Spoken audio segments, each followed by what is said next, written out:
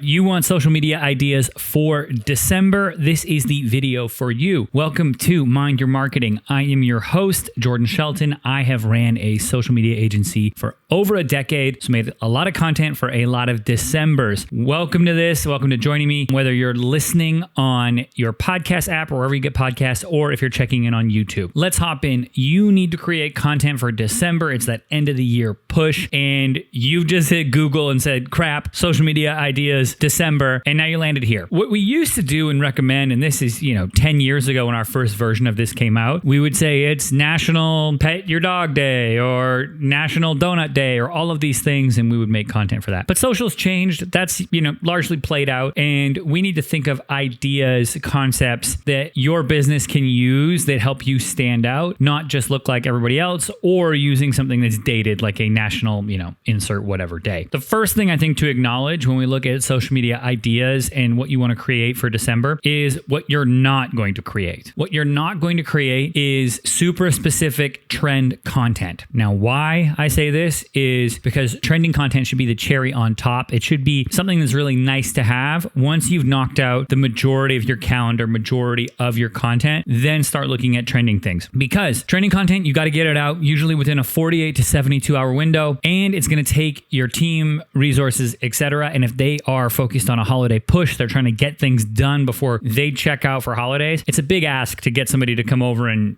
do a TikTok dance or whatever it may be. With that in mind, I would say, let's look at not doing trends. We should look at doing though is how do we create content and get it out in time that speaks to where our consumers are at mentally. Customers right now, as we enter the holiday season, look, it's been a long year. There's been crazy geopolitical events. There's been elections. There's been interest rate movement. A lot has gone on for people. So let's think about where that consumer is at in December. They probably want to break. They've probably been hustling their ass off. They want to break. So they are looking forward to that time on the couch or with their family, catching up with friends, etc. So I would be thinking on how can we make that time better for our audience? And the way I would do that is probably not through a bunch of educational content, but really looking at entertaining content. How can you have fun and make it so when people engage with your content, they're also having fun and they're in that mindset of, okay, this wasn't too serious. That was enjoyable. Because what happens is people, they turn off, they want to relax in December, connect with family, have a good drink, maybe get a little loose on the diet. I know I am. And then in January, they kick it into full gear. So thinking about where the people are at, let's meet them there. They just want to relax. Let's meet them there. Let's relax our content a little bit and have a little more fun that way. Number two, okay, holiday posts. There's a lot of holidays. You got Hanukkah, you got Christmas, you got New Year's, you got Boxing Day, you got all these things. Instead of creating content for those days, which you can, but I would want to tap into more what these holidays are about. So the end of the year, we think about the Christmas season really is the season of giving. Okay, gift giving. Is there something your company can do that is heartfelt, that is engaging in a way that really resembles that season of giving? Because we are all bombarded with that feeling in that sense. And if you can kind of help,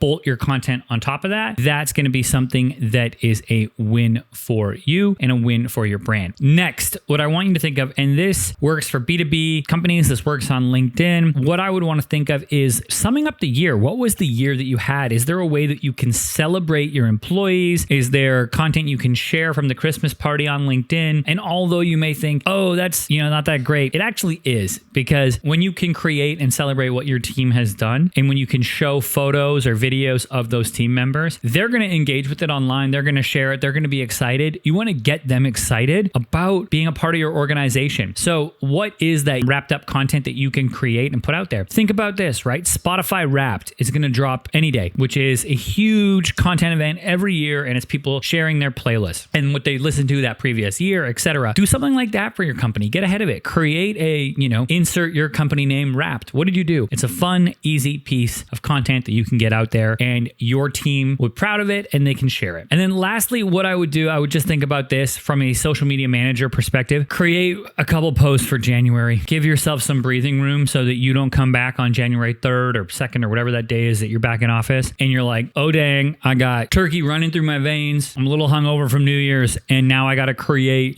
content to go out this week. Make sure you give yourself a little buffer. You will thank yourself. Look, this is a short episode of Mind Marketing. If you like this, hit that like, subscribe, or share this podcast with somebody. Helps us out a ton. I am Jordan Shelton, and I will catch you with a January update here soon. Have a great holiday season, and I'll catch you later.